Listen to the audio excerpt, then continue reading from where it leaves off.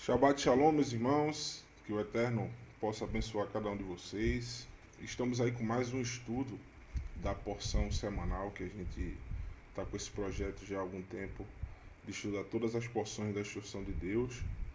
E a gente vai dar continuidade com a porção dessa semana, que é a porção Shemot, que é a porção Êxodo, que começa com o livro de Êxodo, do capítulo 1 em diante. E esse livro vai mostrar uma história impressionante, uma história cinematográfica, né, do povo de Israel. Você vê nos filmes de Hollywood, geralmente, vão ter um interesse muito grande de mostrar esse momento da história do povo de Israel, porque Deus ali vai se manifestar de uma forma incrível, né?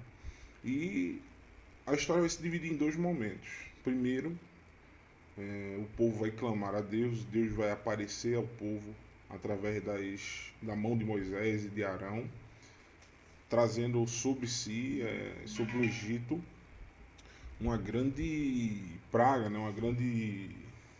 Um grande acometimento daquele povo, né? Do povo do Egito. Por consequência, o que é que a gente vai aprender com isso?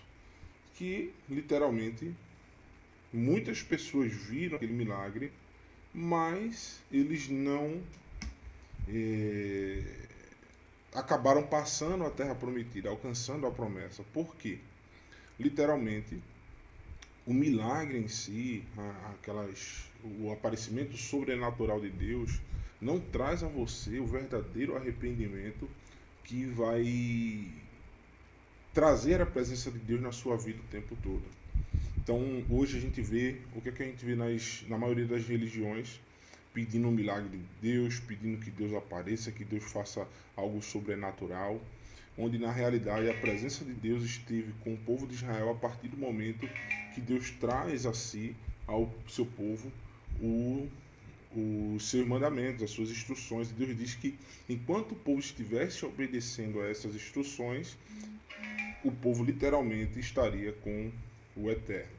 Estou mandando um link aqui para o pessoal já dar uma entrada no estudo e a gente já vai começar agora com o estudo propriamente dito.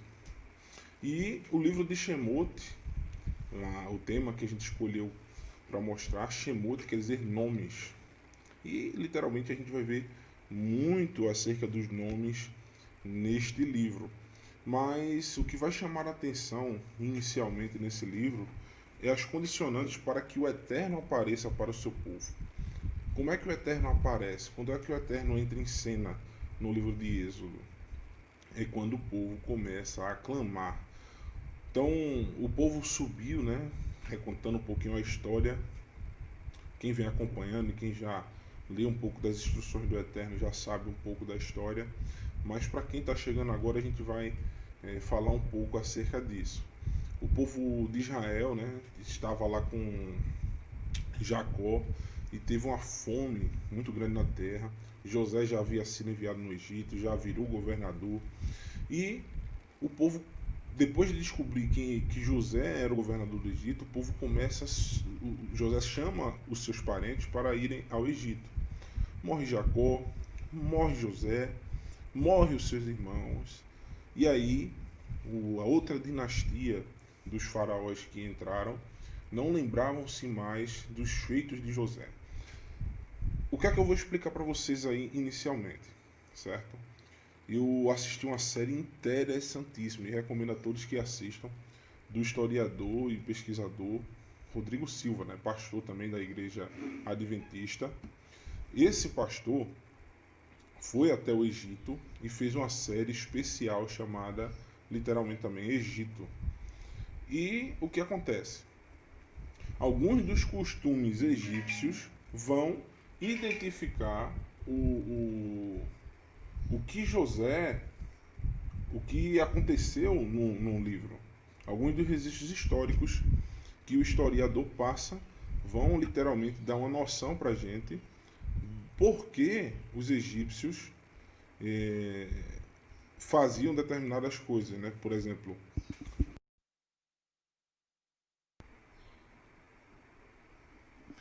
por que os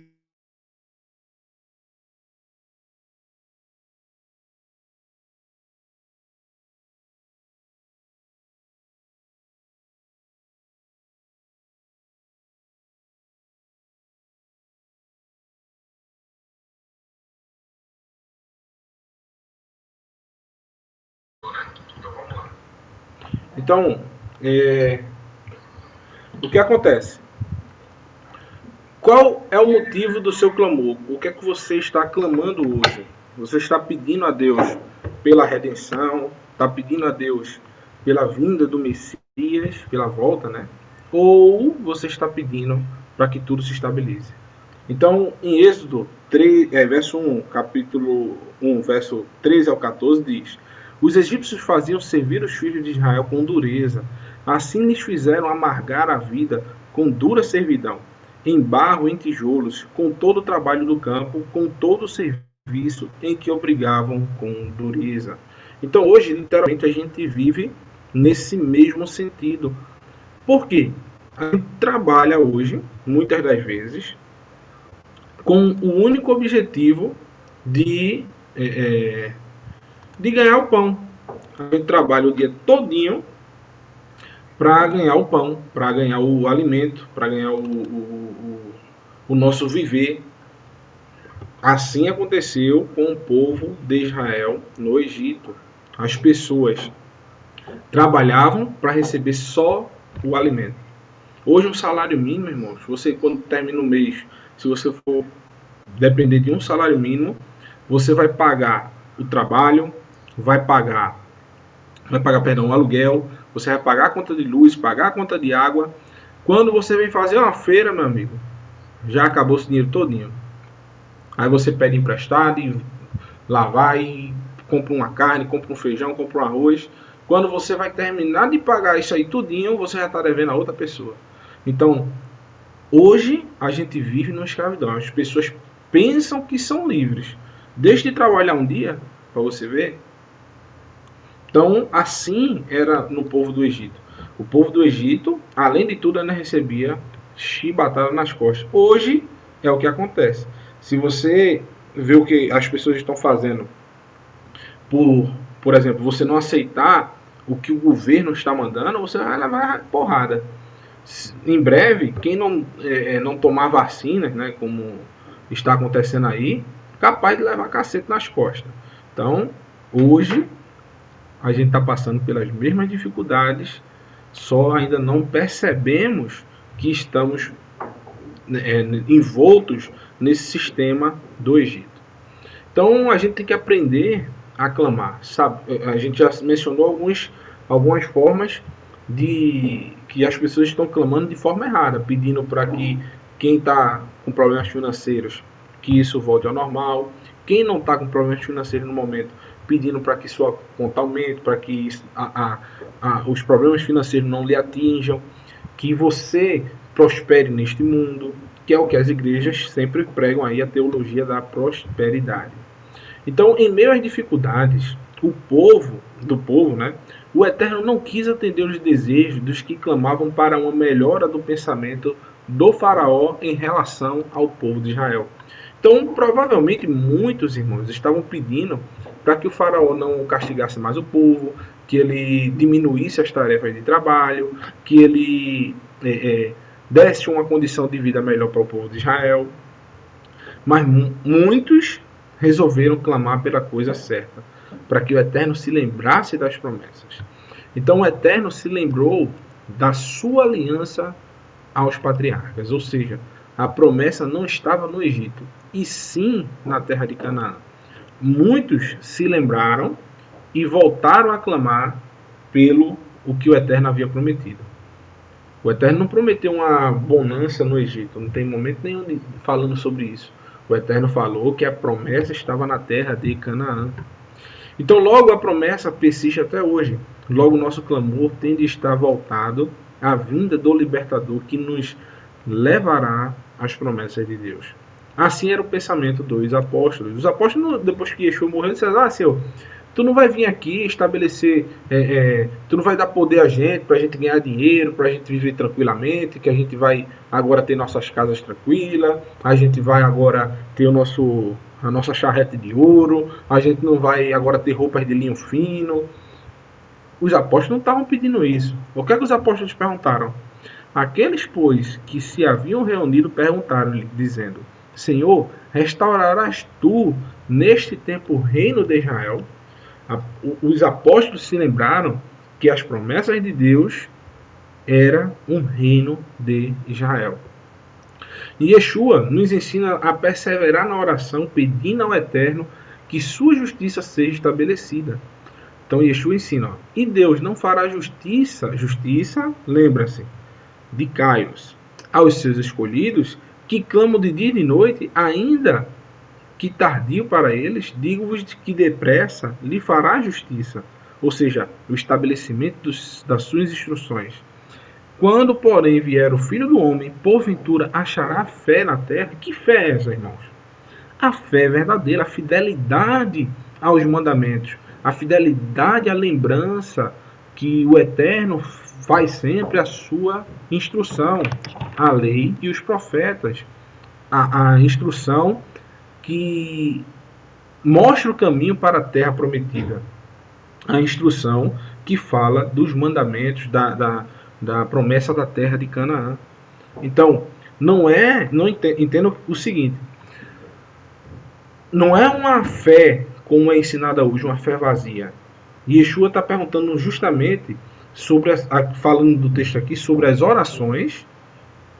As pessoas devem incessantemente clamar a Deus. Esse texto aqui de Lucas 18, eu até usei na paraxá passada, que é de uma história de uma mulher pedindo justiça a um rei infiel, um rei injusto. E Yeshua está dizendo o seguinte, que se um rei injusto vai trazer o caso dessa mulher em pauta e vai julgar esse caso, imagine o Eterno. Então, a gente tem que estar sempre clamando como os verdadeiros que estavam clamando ali no Egito, pedindo o estabelecimento, a volta das promessas do Eterno. Então, por isso que no contexto, no final do texto está dizendo aqui, ó, quando porém vier o Filho do Homem, ou seja, a volta do Messias, porventura achará fidelidade ao que? As instruções de Deus na terra? É muito difícil, irmãos. Nos tempos de hoje, a gente é sufocado de várias formas. Entenda bem, eu citei o meu exemplo. Existe o exemplo da pessoa que está passando por algumas dificuldades financeiras e, para essa pessoa, ela acha que é muito fácil viver a fé com uma pessoa que está com menos dificuldade. Agora, eu pergunto a vocês, Yeshua disse que era mais fácil um pobre ou um rico entrar no reino dos céus? Rico eu digo entre aspas, né? Porque rico para mim eu considero um cara milionário. Para mim eu sou rico hoje porque, graças a Deus, eu tenho minha organização financeira, eu pago minhas contas em dia. Mas Yeshua disse que era mais difícil uma pessoa que tem uma condição financeira melhor entrar no reino dos céus. O que eu quero dizer é o seguinte, porque quando você está bem, irmãos, você não precisa de Deus. Você tem que clamar muito a Deus e estar sempre em constante oração, pedindo para que as coisas, posses que você tem ou deixa de ter, não subam para a sua cabeça. Eu conheço algumas pessoas que seguem a fé, que têm alguma posse, alguma condição financeira boa, e eu sempre encorajo essas pessoas a permanecerem com a mente aberta para obedecer a Deus em detrimento a qualquer coisa. Porque vai vir a oportunidade de você ganhar dinheiro ilicitamente, vai vir a oportunidade de você comer coisas que o Eterno não permite. Existe possibilidade de você ganhar dinheiro no dia que Deus proíbe. Então é muito difícil também, eu sei, entendo, para as pessoas que estão hoje por essa pandemia passando por dificuldades financeiras. Então, todas essas pessoas, em resumo, vão ter suas dificuldades, uma de uma forma, outra de outra. E todos têm que perseverar, como Yeshua disse, né? Na fé, na oração, entendendo as suas dificuldades, as suas limitações e buscando cada dia mais perseverar nas coisas do Eterno. Ok, irmãos? Vamos seguir para o próximo aí. Faça tudo da melhor forma. Então, a mãe de Moisés recebeu uma ordem. O faraó, né, decretou que as crianças, não só dos hebreus, tá? Isso aí parece espanto para você, mas vem lá no canal do Rodrigo Silva, também no canal Teshuvah Total fala sobre isso, e outros irmãos também, se eu não me engano, Tizadog fala isso também. Que não, a ordem que foi dada para ser jogada as crianças no rio não foi dada só para o povo de Israel. foi dada para todos os egípcios, que os primogênitos, os homens, deveriam ser lançados no rio. Por quê? O que acontece? O faraó da época perdeu seu filho no rio. Então ele não queria sentir essa dor sozinho. Ele queria que as pessoas também fizessem a mesma coisa. E Joquebed, ela ainda resistiu durante 3 meses, mas estava de uma forma inviável. Por quê? Não só os israelitas tinham jogado as suas crianças no rio, mas também os egípcios. Então ninguém estava aliviando o lado de ninguém. Todos eles estavam sentindo a mesma dor. E eles, ao verem uma pessoa com uma criança, eles diziam, eu joguei meu filho no rio, por que ela não joga? Então, ela foi lá e cumpriu essa ordenança. Mas de que forma? Olha como ela fez. Ó. Não podendo, porém, mais escondê-lo, tomou uma arca de juncos e revestiu de barro e betume, e pondo nela um menino, o pôs nos juncos à margem do rio. Ela cumpriu a ordem do faraó. Mas a gente sempre, irmãos, tem que buscar cumprir as coisas, mesmo que pareça impossível para a gente fazer da melhor forma. Então ela cumpriu essa ordenança aí, mas de que forma? Em tudo que fizermos devemos dar o nosso melhor, esperando que um dia possamos receber o bem de volta. Tanto que em Colossenses diz, ó, tudo que fizerdes, fazei de todo o coração, como ao Senhor e não a homens. Assim tudo acabou dando certo, pois, além de seu filho continuar com vida, ela recebeu o salário para cuidar da criança e também futuramente esse menino foi o libertador do seu povo. Joquebed não pegou a criança e fez como todo mundo. O faraó mandou jogar no rio, vou pegar o menino e jogar no rio. Não. Ela fez um cestozinho, colocou betume, tudinho, botou o menino no cesto e botou ele no rio. Ele não disse a forma que deveria ser feito. E o menino continuou com vida. Esse menino cresce, esse menino vira o futuro faraó, né? Vai ser o futuro faraó, pois a sua mãe não tinha filhos. O Rodrigo Silva fala que o nome dessa mulher, eu vou tentar citar, peço perdão se eu errar, é Hatshepsut. Foi a mulher faraó, a primeira mulher que foi faraó. Como ela não tinha filhos na época, Moisés foi embora, essa mulher virou faraó. Ela, a própria mãe de Moisés adotiva, virou a faraó do Egito, a primeira faraó mulher do Egito. Então, o libertador escondido. Assim como José, Moisés é um libertador do povo de Israel. Sim, José também libertou o povo de Israel do fim, libertou o povo de Israel da morte, daquilo que poderia acontecer com o povo, que seria a destruição total do seu povo. Então, Moisés é um libertador do povo de Israel que permanece oculto no Egito por vários anos. Então, o seu povo não sabia que Moisés, literalmente, era um israelita. E Moisés também não tinha essa consciência. Até o momento exato que um israelita traz consigo a salvação do seu povo. Esse foi desprezado por seus parentes e retorna para os tirar do Egito. Porque Moisés, assim como seu antecessor José, como seu parente, né, José, como o próprio Messias de Israel, eles sempre têm essa tendência a ser desprezados por seu povo. Eles são contados como nada. O libertador é sempre desprezado. Olha o texto aqui de Êxodo 2, verso 13 e 14, diz: E tornou a sair no dia seguinte, e eis que 2 homens hebreus contendiam, e disse ao injusto: Por que feres o teu próximo? O qual disse: quem te tem posto a ti por maior juiz sobre nós? Pensas matar-me, como mataste o egípcio? Então temeu Moisés e disse: certamente esse negócio foi descoberto. Moisés, um homem que seria o próximo faraó, que estaria ali prestes a realizar, eu creio que o seu sonho, existem leis que você não poderia matar um egípcio. Então, ele sabe que seria morto por esse fato. Então ele resolve fugir. E aí, irmãos, no deserto, que Moisés aprende a servir a Deus. Então Moisés recebeu no Egito a educação para se tornar o próximo faraó, mas depois de fugir, se vê cuidando de ovelhas, algo que era desprezível aos olhos dos egípcios. Isso mesmo, os egípcios, eles desprezavam os cuidadores de ovelhas, os pastores. Ele tinha um repúdio, repugnância.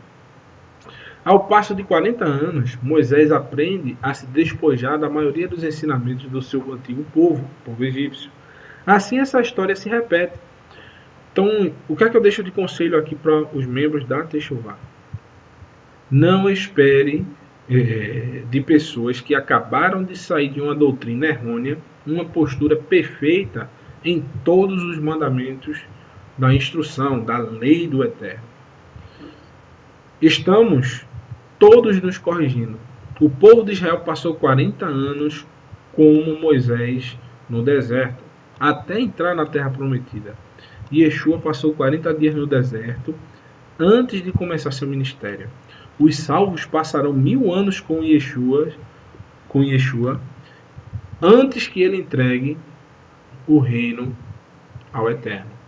Assim, seu aprendizado, todo aprendizado, tem o seu tempo. Cada um atinge um passo a mais num período específico. Quando eu comecei nesse caminho de retorno aos ensinamentos do Eterno, quando eu vi uma pessoa que se dizia que obedecia a lei e os mandamentos, eu esperava que aquela pessoa fosse perfeita. Mas eu sempre descobri que, além dos meus erros, essas pessoas também tinham erros. Então, não crie expectativas, irmão, de perfeição em pessoas imperfeitas. Nós somos imperfeitos ainda. Mas um dia nós buscaremos, através do Messias, a perfeição. Isso não quer dizer que essa caminhada não possa ser diária. A gente tem que ter uma caminhada diária nas instruções do Eterno. A gente tem que estar buscando sempre a perfeição. Mas não espere que todos nós sejamos perfeitos o tempo todo. Saibam que a gente vai sempre tropeçar, e as pessoas que estão em Techuvá também muitas vezes vão tropeçar nos seus ensinamentos. Shabbat Shalom, meu irmão Ivan Pereira, irmão Ivan também lá do Ceará, irmão Marlon também, presença ilustre aí, a irmã Márcia Freitas, e também minha rainha, minha esposa aí, Fabiana. Um abraço a todos aí, viu? Vamos continuar. Perdão aos irmãos, eu não estou acostumado ao vivo nesse sistema aqui, é meio difícil. Caiu ainda, o microfone quebrou, mas assim a gente vai seguindo. Então aconteceu que, depois de muitos dias, morrendo o rei do Egito, os filhos de Israel suspiraram por causa da servidão e clamaram. É isso mesmo, irmão. O clamor a Deus é o que vai fazer Deus se voltar ao seu povo. Mas não é um clamor simples, é o que a gente está ensinando aqui. Aprenda a orar, aprenda a clamar. Vamos ver de novo aqui, vamos repetir, porque Deus se voltou ao seu povo. Êxodo 2, verso 23 ao 25. E o seu clamor subiu a Deus por causa da sua servidão. E Deus ouviu seu gemido e lembrou-se Deus da sua aliança com Abraão, com Isaac, com Jacó. Então, o seu clamor tem que estar nesse sentido. Você está preso e não está conseguindo obedecer a Deus em seguir para Canaã, para a terra que mana leite e mel. E viu Deus os filhos de Israel e atentou para a sua condição. Quando você reconhecer, irmão, que você está preso na servidão, quando você reconhece que você não tem mais tempo para ler as escrituras, você chega tão cansado em casa que você só pensa em tomar um banho, comer e dormir, que você se acorda já pensando no que vai trabalhar, que você já não tem mais tempo para nada, nem para curtir as coisas mais simples da vida, que é sentar debaixo de uma árvore, numa sombra e ler umas escrituras. Que você não tem mais tempo para pensar em nada a não ser de pagar suas contas, é aí que você tem que entender que você é escravo. Você é escravo do sistema. Você é escravo do Egito. Ok? Então Deus se revela na humildade. Hoje, né, a gente vai ver que As pessoas só querem ver Deus em coisas suntuosas. Mas veja como Deus aparece para Moisés. E apareceu-lhe o anjo do Senhor em uma chama de fogo em meio de uma sarça. E olhou, e eis que a sarça ardia no fogo, e a sarça não se consumia. A sarça, irmãos, é um galho, um arbusto, que não serve para nada. E Deus aparece ali para Moisés. Deus não desceu numa carruagem nos céus pegando fogo. Deus não apareceu do meio do chão, aparecendo aquelas chamas e no meio de um cavalo fumegante, que era na época o cavalo valia muito dinheiro, né? Não. Deus aparece no meio de um galho sem valia nenhuma. Hoje em dia observamos templos suntuosos, shows pirotécnicos, bandas com estruturas gigantescas, roupas finíssimas, líderes religiosos com carros luxuosos. Deus se revela para Moisés através de um galho seco, sem frutos, sem cheiro agradável, sem serventia alguma. Só ele e Moisés. Então a gente vai encontrar Deus em que momento? Depois de 40 anos, nos despojando dos ensinamentos errados, na humildade, como um pastor de ovelhas. Como é que Moisés encontra Deus? Numa montanha que não tinha ninguém, num deserto, no meio de um galho que não tem serventia alguma. Então, quando você está, aos olhos de muitos, no chão, é aí que Deus aparece. Não é como a gente vê hoje, né? Deus está aqui nessa igreja, um templo milionário, cheio de gente que vestindo roupas que não pode nem pagar, está dividindo em 10 vezes no cartão, paletó e gravata, sapato brilhando. Quando sai dali, vai para sua casa, que está humilde, devendo um aluguel às vezes, abre a geladeira, só tem uma garrafa d'água, mas o paletó, a gravata é impecável. O sapato brilhando mais do que o sol de meio-dia. Então, o que é que a gente entende disso? Que os sacrifícios para Deus são um espírito quebrantado e um coração quebrantado, e contrito não desprezará, ó Deus. Então, Salmo 51, verso 17. E disse-me, a minha graça te basta, porque o meu poder se aperfeiçoa na fraqueza. Então, não vai ser você indo para um templo, irmãos, todo bem vestido, querendo apresentar aquilo que você não é, que você vai encontrar Deus. Você vai encontrar Deus vestido de pastor de ovelhas, com a sandália suja. Sandália também é essa, que é um ensinamento egípcio. Por isso que Deus diz, Deus vai se adequar, irmãos, à linguagem que você pode entender. Moisés entendia que no Egito ensinava-se, vocês podem ver isso com o historiador Rodrigo Silva, as divindades geralmente, quando você ia se apresentar uma divindade, podia ser quem fosse, você teria que se apresentar descalço.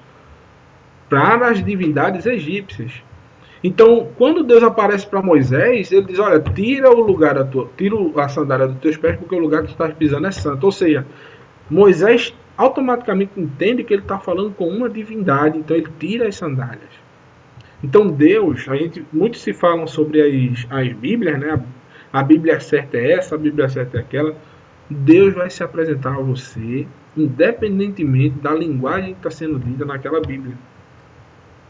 Então, não fique pilhado com isso não. A tradução correta é aquela que você está buscando ler. Depois você vai refinando. De boa vontade, pois, me gloriarei nas minhas fraquezas, para que em mim habite o poder do Messias. Então, quando a gente é fraco, que a gente é forte. Então, último slide aí, para a gente finalizar. Deus capacita os seus servos. No final, no capítulo 4 de Êxodo, verso 12 ao 14, diz, vai, pois, agora, e eu serei com tua boca e te ensinarei o que hás de falar.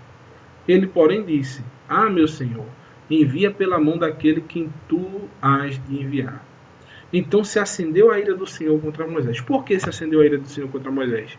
Porque Deus já havia falado várias vezes para Moisés para ele ir até o faraó e que ele seria capacitado para poder falar com o faraó. Mas Moisés recusava-se a ir. Então, quando você tiver, irmãos, uma palavra para dizer para alguém, não recuse. Pode ser um governador, pode ser quem quer que seja. A verdade tem que ser dita e a verdade é a palavra de Deus. Então Deus diz, olha, acendeu-se a ira do Senhor contra Moisés e disse, não é Arão o levita teu irmão? Eu sei que ele falará muito bem, e eis que ele também sai ao teu encontro, e vendo-te se alegrará em seu coração. Então mesmo Moisés ali relutando, Deus diz, olha, você vai de todo jeito, nem que eu mande outra pessoa para ir com você. Mateus capítulo 10, 19 ao 20, Yeshua repete a mesma coisa, diz, ó, mas quando vos entregarem, não vos dê cuidado como ou o que haveis de falar, porque naquela mesma hora vos será ministrado o que haveis de dizer. Porque não sois vós quem falará, mas o Espírito do vosso Pai quem fala em vós. E todos foram cheios do Espírito Santo, lá em Atos capítulo 2, e começaram a falar em outras línguas, conforme o Espírito lhe concedia que falasse. Então, quando você for pregar sobre o reino do Eterno, com o sentimento de retornar a Canaã, o Eterno é que vai falar por vocês. O Eterno é que vai assumir esse papel de ensinar as instruções para vocês. Não vai ser vocês que vão falar mais, mas sim o nosso Criador. Então, queria deixar aí para vocês de meditação que vocês buscassem a Deus como as Escrituras mandam. Um retorno absoluto às promessas antigas, às promessas que Deus fez aos nossos antepassados de retorno a Canaã. Shabbat Shalom, meu irmão Carlos Alberto, meu de Nóbrega, mas ele é tão bom quanto, cara respeitadíssimo. E o irmão Ivan diz aqui, ó, só existe uma saída para a escravidão. Está chegando o dia da liberdade, está dentro de cada um de nós, é a obediência ao Eterno. E é verdade, meu irmão. Está chegando o grande dia, o dia que vamos separar aquele que obedece a Deus, sem ressalvas, né? E aquele que não obedece. Então, vamos agradecer aí, fazendo uma breve oração, que Deus possa abençoar mais esse Shabat aí de vocês. Pai querido, Santo e Eterno, te agradecemos, Senhor, por mais um Shabat, que tu fomente em nossos corações, Senhor, o desejo de voltarmos a Canaã. Assim como o teu povo clamou no meio da escravidão do Egito, que nós também possamos clamar a Ti, para que Tu nos liberte de todo pecado, de todo erro, todo engano, que nossa esperança não esteja nesse mundo, Pai, mas sim no próximo. Sabemos que tudo que possuímos aqui é efêmero e passará rapidamente, mas que as Tuas palavras são eternas, como Yeshua disse, céus e terra passarão, mas Tuas palavras jamais passarão. Obrigado por tudo, que Tu abençoe a cada um que está aqui presente hoje, nossos familiares, proteja de qualquer enfermidade, Senhor, que as pragas que atingem o mundo, assim como não atingiram o Teu povo que estava no meio daquela situação, que também nossas casas sejam protegidas pelo sangue precioso do Cordeiro, do Messias e Yeshua. Obrigado por tudo, em nome do Messias. Amém. Shabbat Shalom, meus irmãos. Até a próxima, viu?